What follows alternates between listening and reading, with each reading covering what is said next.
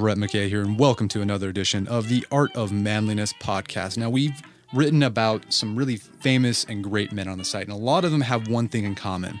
They were charismatic. Napoleon, Theodore Roosevelt, Alexander the Great, Socrates, Jesus, they all had charisma in spades. People wanted to be near them because they gave off some sort of aura that made people feel good about themselves. Is this charisma, this ability, is it innate, or is it something you're born with, or is it something you can develop intentionally? Well, our guest today has written a book and said that the whole idea that charisma is some sort of magical innate thing you're born with is a myth. Her name is Olivia Fox, and she is the author of the book, The Charisma Myth, How Anyone Can Master the Art and Science of Personal Magnetism. In our discussion today, Olivia and I discuss what it means to be charismatic. What are the things, the attributes you need to be a charismatic person? How you can use that to improve your business life, your love life. It's a really fascinating discussion. I think you're going to get a lot out of it. So stay tuned.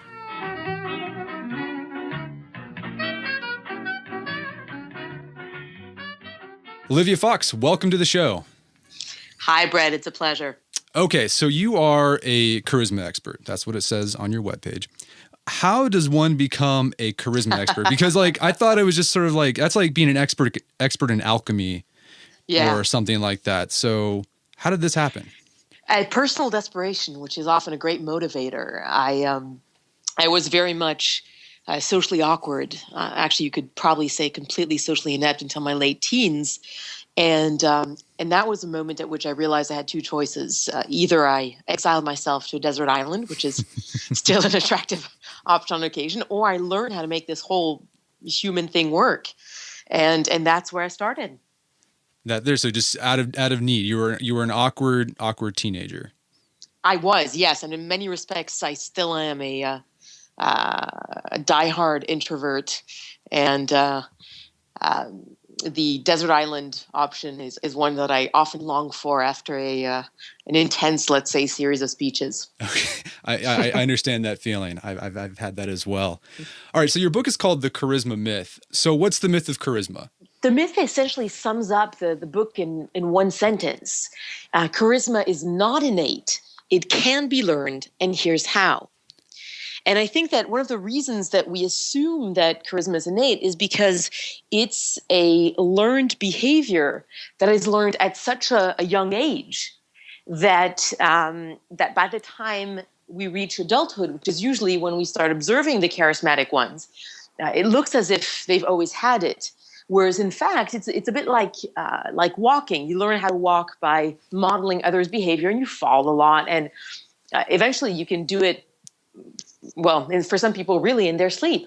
Charisma is the same way. It just so happens that some people started modeling early and others simply didn't. Interesting. So it's not innate. So, okay, well, here's a question I have. I'm a parent. How do I know if my kid's going to be charismatic? Can you tell, I have a son that's almost 4. Can I tell Sure. right now if he's going to be, next Bill Clinton? Well, you've got a couple of predictors. And the strongest predictor is, are you or is your partner charismatic? Okay. I'm not sure about that. And then you can look at how they interact. And we're going to talk about the core components of charisma. And you can actually start seeing them early on. Presence, attentiveness to others, self-confidence. But again, because it's something that can be learned, I like to compare it to learning how to drive a car. So certain people have certain predispositions towards becoming good drivers, and not all of us is going to become a race car driver in the same way that not all of us become Bill Clinton, but most of us are able to learn enough to get from point A to point B. And it really is the same with charisma. Okay. Well, when you say predisposition, are you perhaps suggesting there is a genetic component to it maybe? Well, I would say a personality component. Okay. And looking at the genetic components of personality, of course, gets a bit tricky because then you get into not just the nature versus nurture, but what are the environments that causes certain genes to express or to not express, et cetera. Epigenetics, right? Exactly. Yeah. But yes, there is a personality component. So I'm being an introvert. I can be charismatic for brief periods of time, sometimes for longer periods of time, and I can express certain forms of charisma easier than others. For everyone, there's going to be certain styles that come more naturally. Okay, yeah, we're going to get more into those styles. So this is great. So there's like hope for people who feel like they're socially awkward. They're not doomed to a life of social awkwardness. Absolutely. And in many ways, the introverts have a big advantage because introverts, by definition, don't need to be the center of attention. And that makes them fantastic listeners and gives them an easier chance to attain the core component of focus. Excellent. Okay, so all right, so we've always thought of charisma as this sort of magical power, but you showcase in your book just like tons of research that it's not magical at all. Yeah. So how did scientists or psychologists, whatever, how did they research, convert charisma from magic to science? How did that happen? So that's really interesting. What for me, the first mystery was, why hasn't it been studied yet? If you look at the different varieties of leadership that are studied, you'll find everything from transformational leadership to psychospiritual, everything under the sun. And charisma, until recently, really hadn't been studied much. It seemed to be kind of a taboo subject. And the best explanation I found is that Peter Drucker, one of the most, possibly the most influential business thinker and thought leader of the 20th century, was vehemently opposed to charisma since he had experienced the Nazi and the fascist regimes personally. So there is a theory which would make sense that it wasn't until Drucker's shadow passed that people started looking at charisma again. And in terms of how they did that, in a lab, they were able to raise or lower people's level of charisma as if they were turning a dial. Wow. Simply by instructing them to display specific charismatic behaviors. Wow. What's some of the research that's out there that says, yeah, you can change your charisma? Is there a specific, like maybe an experiment that's kind of sort of the bulwark or sort of lays the foundation for all this? There's not been one experiment. The one that I referenced just now is Howell and Frost's experiment in a lab, and that particular one was a combination of self-report, meaning what were the ratings of charisma of the same person with charismatic behaviors and with non-charismatic behaviors in a lab environment. So this was really a controlled study. But there have been varieties of ways, from how persuasive the person was, plus how likable the person was, plus how impressive the person was. And you can really decompose it into a series of attributes which put together give you charisma. Yeah. It's interesting that there's all this research now, and because you mentioned that, people didn't like studying or talking about charisma. I love collecting old books, and books from like the late 19th century and early 20th century. There's like books about animal magnetism. Yeah. Like how to develop your animal magnetism, which is basically charisma. It's like how you can hypnotize people. And it was kind of goofy stuff, but I guess that was sort of an example of early charisma studies. It was, yes. And a few authors, what they did is that they portrayed it as a negative.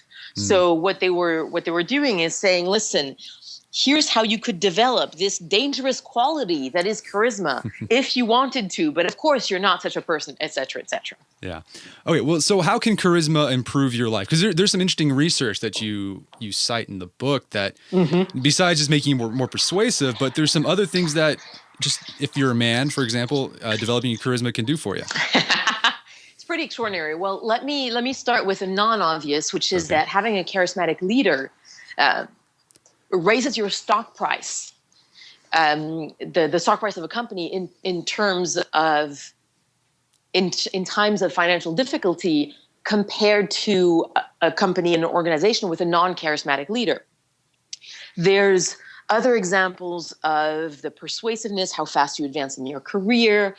But of course, let's get down to the subject that you're probably talking about, which is, does it make you more attractive to whichever gender you're trying to attract? Yes, of course. That's probably the number one X factor that dominates all others, particularly if you're seeking to attract women who tend to be in the sexual and romantic context more susceptible to charisma than men. Interesting. And is there there's been studies that show that it can actually make you look taller. Oh, taller, better looking, more intelligent, and richer. Even if you're not. Yeah. Amazing. Exactly. Well, I'm curious about that bit about companies that do well with a charismatic leader. I mean, couldn't that actually bite him in the butt? Because you can just have like a charismatic leader, but the guy is doing nothing for the company. Right. Charisma is a big problem in the sense that it's like any other tool. A knife can be used to heal or to hurt in the hands of a criminal or in the hands of a surgeon. It's the same tool. It's a knife. The very same with charisma. Let's say that you've got a Save the World organization. Having a charismatic leader at the helm of that can be a tremendous benefit to the world. Most dictators are incredibly charismatic. Yeah. Yeah, I think who was it that wrote Good to Great? Who's that guy? Jim Collins. Yeah, he talks about that Jim doesn't like charisma. Yeah, he doesn't like charisma. He's like the Drucker. He boring guys do better for the company in the long run. Yeah. And he might be right, because charisma really lets you get away with a lot, because it makes people want to do whatever you want them to do. And that could be a good thing. So like an example of a CEO who had lots of charisma you talk about is Steve Jobs. Obviously, yes. He would be one of our paragons of charisma. But again, what's really interesting is that for Jobs, his charisma was 100% learned. And I don't think it's up anymore, but I used to have on my blog a analysis of Jobs learning charisma from 84 to 2011 with a point-by-point example with each of the videos, where you can see him progressively learning each of the charisma components. And of course, with the 2011 version, when you compare directly with the 1984, it's hard to believe it's the same guy. Wow. All right. So there's hope for everyone then. Okay. There really is. Yes. Could do that. Okay, great. So let's get sort of the nitty gritty, because I'm sure everyone's like listening. Okay. Oh yeah, this is great. I want to be more charismatic. How do I do it? So you argue that there are 3 pillars of charisma. We've actually written about this on our website. Your book inspired a series of posts. Thank you. So what are those 3 pillars for the folks who haven't read that post or seen your book? Well, shame on them, and I think they should go to both your and my website to catch up on that. Yeah. Presence, power, and warmth. So what they mean, if you think about someone describing their experience with a highly charismatic person, you'll often hear them talk about what an incredible presence that person has, whoever it is, from Condi Rice to Bill Clinton. And what presence is literally the ability to stay present moment by moment with whatever is happening and not let your mind wander. And the reason this is so critical is that if you've ever been in a conversation where only half your mind is present and the other half is thinking about something else, there's a high chance that your eyes will glaze over and your reactions will be a split second delayed. And people will catch that on a subconscious level. And it will give them, it's called an incongruence in technical terms, and it will give them the feeling that something's not quite right. So lack of presence, not being fully present in the conversation, in the interaction, presence is kind of the foundation. If you don't have that, everything else falls apart. So then there's power and warmth. Yeah, so power, I want to really clarify that power is not actual physical power. It's not the power to command an army. It doesn't relate to the actual power you wield, rather the perception that we get of your ability to impact the world around you. And there are a variety of signals that we look to get that. And of course, all the accoutrements, French is my native language, so I'll always have trouble saying French words with an American accent, but all the little signals around a person that can symbolize power and status, and social status, a lot of intelligence, whatever it might be. But the biggest determinant is the perceived level of self-confidence. And the reason for that is that it's a heuristic. Like many other things, our brain uses a shortcut to determine power. And if you project self-confidence, the other person will assume that you actually have something to be confident about. Gotcha. So, I mean, I thought what I was struck by, though, about power, and we wrote about it, I surprisingly got a lot of pushback on it. Because like, How so? well, it's just like people are like, oh, this is, if you're trying to like display power, you're trying to be like a douchebag, you're trying to be domineering. I was kind of surprised that people were kind of uncomfortable displaying power. Well, let me put it this way. A lot of people are uncomfortable with the idea of trying to display power or confidence and then being found out to the fact that they actually don't have any. And so you'll get a lot of pushback about that. But just to be clear, there's a difference between confidence and arrogance. And I'm very clear that what you want to focus is the confidence. What you want to display is the confidence, not the arrogance. And the difference really will show up in minute areas in your body language. So let's say that if your head is tilted up too far, there's a chance that you will come across as the classic expression looking down your nose at someone comes from the fact that when we are contemptuous, we really do lift up our noses as if the other person stinks. So yeah, I'm always delighted to talk about whatever pushback you get. So if you have any specific areas, that was the one, and I think a lot of it was with because I tried to explain like, you're not trying to be domineering; it's just showing you have confidence. Yeah. But I think people just when they see power, you got to display power. There's I think often negative connotations with that, and they kind of read into stuff that wasn't there, which I think is kind of interesting. I mean, that's one of the interesting things with a blog. People, the comments usually say more about the person than like the content. Always, yeah. So power. So besides, what's like? I guess you talked about some like specific things you can do to increase your, I guess, present or display of power that are sort of subtle. What are some of those things that guys can do? I think that one of the most important ones, and here's a good example, Brett. Right now, I can hear you typing on the keyboard, which immediately gives me the... My computer froze. There you go. And remember, perception is reality. Yeah. It doesn't matter what reality is, right? Yeah. So, of course, reality is that your computer froze and you need to get it back unfrozen for a variety of excellent reasons. But the perception is going to be, oh, he's spaced out. Yeah, I'm not present. There you go. I think the fastest way for guys is to get comfortable with what's called expansive poses.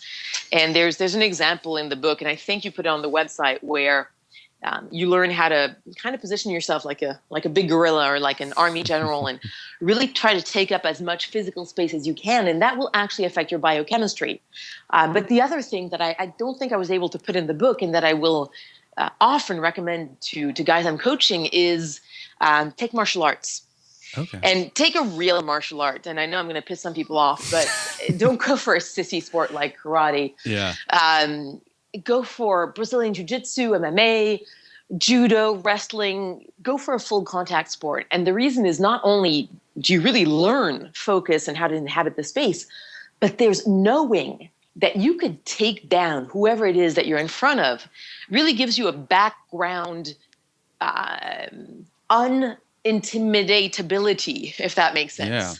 That's awesome. Well, actually, we have a guest post coming up, a guy who started a fight club in his garage. And Awesome. He works in sales, and he says like it's helped him. Like when he gives a presentation, I just have a little bit more confidence. And he's like, totally. he's not like a bro. Like he got his MMA and writing from Notre Dame. He's a really smart guy, and he beats the crap out of his friends in his garage like once a week, and it's helped his career. It'll help you in a lot of ways. And the other thing that's fun is that I've never met as nice and calm people as I have on the fighting mat. It's remarkable in the way that, one, you get to work out any aggression that you have on the tatami or in whichever art that you're practicing. And two, the really mean guys often get weeded out The other thing that I would very much recommend, and this one hits all three areas of presence, power, and warmth, is improv. And many, many cities have classes of improv theater. Let's be clear, not improv comedy, improv theater. And improv really teaches you to think on your feet and be comfortable improvising, obviously. And that one can make a gigantic difference to your social confidence. Very cool. You talked about kind of taking up more space as a way to display power. I remember like this very distinctly when I was a kid. My dad, when he'd have employees come over to our house for like, a barbecue or a grill, like I remember like he would like when he'd sit on the recliner, like he would like drape a leg over. Exactly. And like I remember like a kid, I was like, that's pretty goofy. But then now I'm like, that was like total power display by my dad. That's an alpha male signaling. Yeah. Okay. My dad was an alpha male. That's cool. Okay. Doesn't that feel good? Yeah. And the third recommendation that I would give if you really want to take charisma to the next level, take tango. Okay. And the reason that I specifically recommend tango is that it's one of the few truly improvisational partner dance that also has, capoeira obviously is both a fighting art and a dance that is improvisational, but it doesn't have that contact. It doesn't have that dialogue that close that tango will give you. And so since conversation, any interaction really is a dance. It's a conversation. There is a choreography.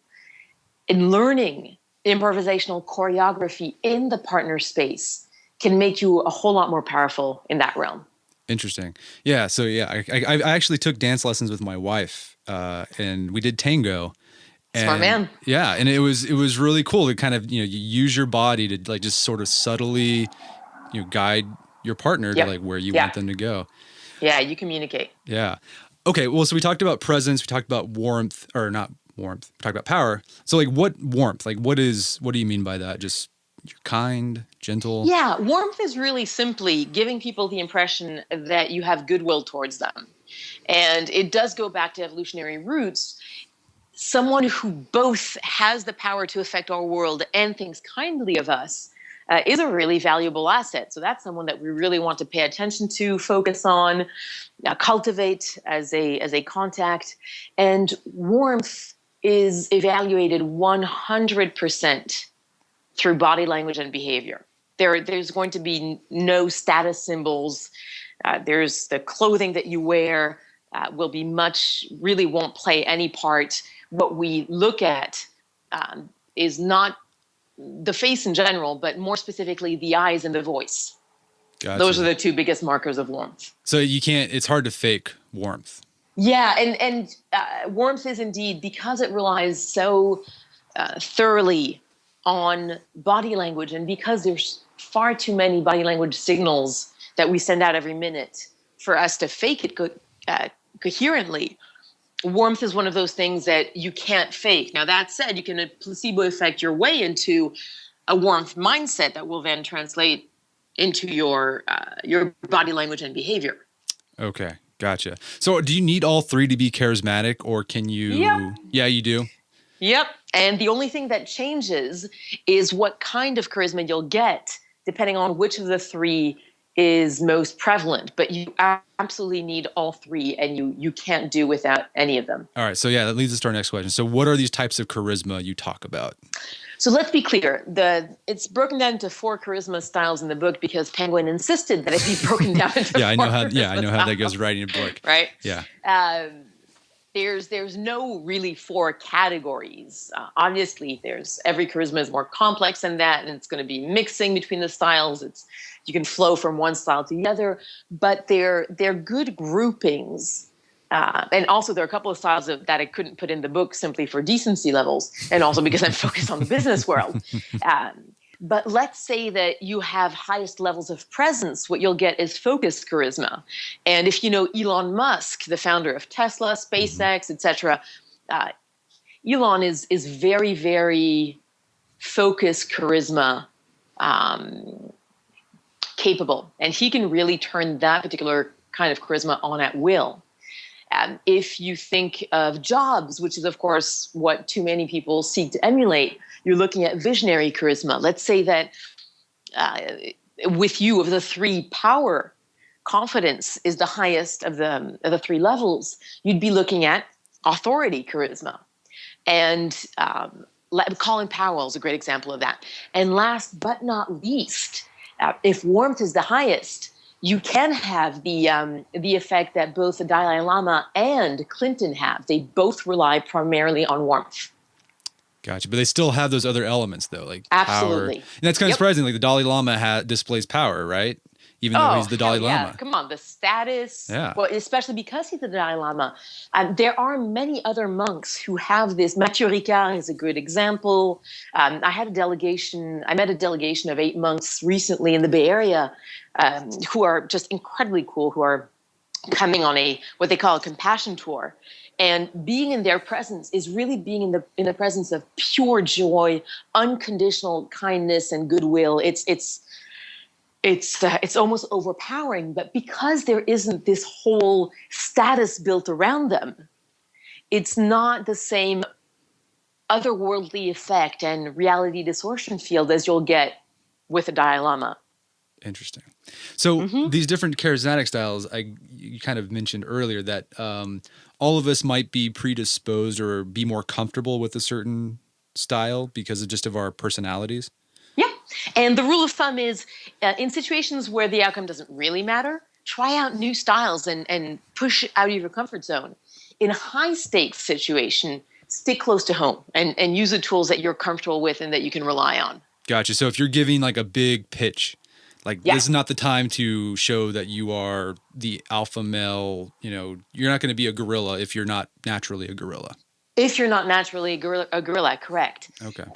And a lot of people have a certain fluency of styles. And also remember this, the whole 10,000 hours really comes into play.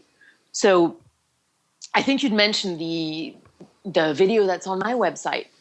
That's one where it seems so effortless because I could say it backwards in my sleep. Mm-hmm. I've been giving this presentation on this subject for 10 years. Yeah. And as a result, every breath is conscious. Every tilt of the head is deliberate. That is the choreography of movement. And obviously it's not perfect by any means, but everything is deliberately chosen. And you'll see me flow from focus to power, to kindness and all the other charisma styles. You'll in the real superstars, whether it's Oprah or whether it's Clinton, you will see them flow from one style of charisma to another. You don't need to do that if you're not paid to present for a living. Okay. I just had a question and it just slipped my mind.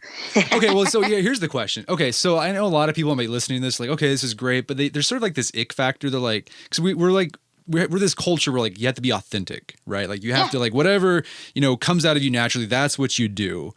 And I think a lot of people, there's like, I don't want to do that. It's not authentic. What's your argument? Love that question. So there's a couple of answers. I can give you the flippant answer when people tell me, I don't want to play games. And I always answer, you're playing them anyway. You might as well win. Yeah. The other answer, when people say, but isn't that manipulation? I say, you are manipulating everyone on a constant basis. Manipulation is simply trying to get people to do a specific thing. And really, the only thing that matters is intent. But if we get a bit less flippant, and look at authenticity, I would ask you this. Am I being inauthentic right now by speaking English with you? Well, no. I would say no, yeah. And yet, I am choosing to speak a language that is not my native tongue in order for us to be able to communicate better. And in the very same way, charisma is a tool like any other to enable you to communicate better. Again, it's all about what you use it for. And so charisma is a tool in the same sense that if a plumber comes to fix a leak, is he better off with having one single tool or is he better off with having 16 of them? You need multiple tools. Exactly. So that's the way I view charisma. So I'm fortunate enough that I speak several languages And I don't have an inner philosophical debate before switching languages as to, am I really staying close to my authentic nature here, even though I'm going to speak a language that's not my own? Same with charisma. Okay. Okay, here's the question. So you mentioned some of the charisma styles didn't make it into your book because they weren't really business related. Yeah. What were some of those? And they were a little indecent, you said. Yeah, well, obviously the seductive charisma, and that's where the whole I guess underworld of the puas or PUAs comes along. And what's been hilarious for me is that for whatever reason, they and I tended to get along very well. And some of my closest friends were characters, real life characters in Neil Strauss's book, The Game. So superstar charisma is one that you can absolutely learn. And I don't know if you offer those kind of programs, but I know that the guys at The Art of Charm do. I know that there's a couple of really good programs to learn seductive charisma. So, are they like some of the stuff that they like put out there, like in the PUA community? Some of it just seems like, okay, this is sort of like woo-woo stuff, but is it actually? Some of it is complete horse. And a lot of the good stuff is really plagiarizing Cialdini's work. Robert Cialdini is kind of the granddad of this entire field of influence. And so a lot of the more credible stuff is plagiarizing Cialdini without obviously giving attribution. But that said, there are some of those programs that package extremely neatly. And I saw Neil. I flew down. Neil gives seminars for what is called, I think, The Society. Yeah. Right. And I flew down to speak at one of his seminars, and so I saw the rest of it. And his neuroscience is right on target. And he's obviously focused on seduction charisma. And if you look at someone like him, it's really solid and it works. Interesting. So, like, what sort of charisma? I guess the three pillars when you're trying to do seductive charisma, would you focus on? All three. All three? Sorry. Yeah. All three. Okay. Neil might tell you that you focus more on confidence, but the real answer, actually, to tell you the truth, is it depends where you're starting from. Okay. If you already are emanating so much confidence that you come across as borderline insufferable, you are genuinely going to turn off a lot of people. Cocky funny only goes so far. Yeah, that's the common trope, right? Like, you got to be cocky funny. Yeah, and it'll work for the first 5 minutes, but if you try cocky funny on me, I'll enjoy it for, 5-10 minutes, and then I'm like, all right, do you actually have depth there? Because if you don't, I'm out. So you really have to have the ability to show all three. Okay. So what is seductive charisma look like? I mean, I kind of get warmth, sort of authoritative charisma. I understand what would seductive charisma look like? Seductive charisma is more felt than it is seen. So let's distinguish between two. Superstar charisma. Think Marilyn Monroe. Marilyn Monroe could turn that charisma on, and my book starts with a story about that, where she could consciously turn on her superstar charisma, and the world stopped around her. That's a charisma that's visible at 10 paces.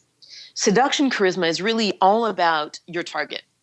If you are able to make your target feel attracted to you, if you're able to create that slight otherworldly feel that the two of you are in your little universe and that she or he is completely enraptured by you, that's seduction charisma.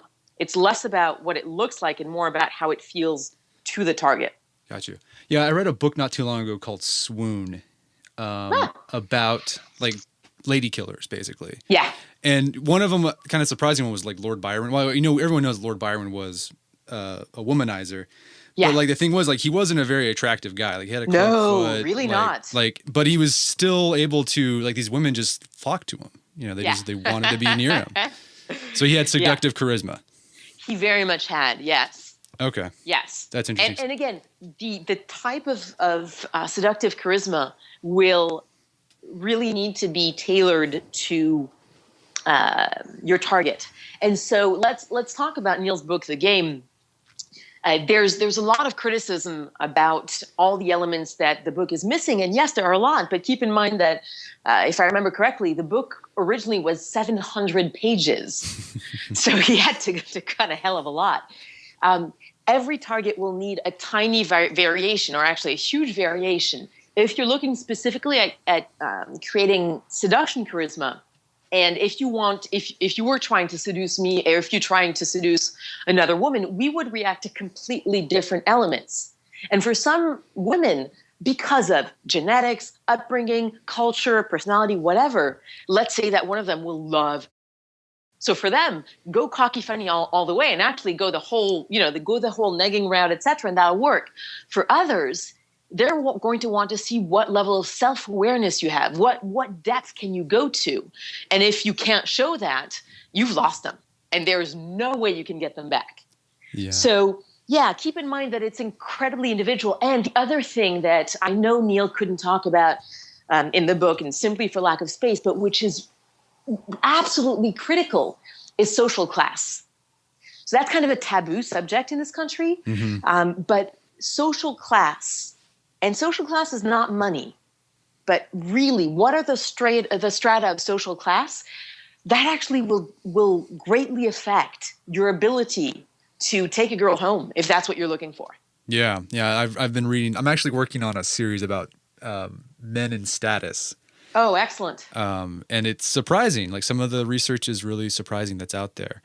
It's kind of counterintuitive. And yeah, I think one of the problem what I see with like the whole PUA community, like, I understand there's guys that like they need that. They're just like they're awkward.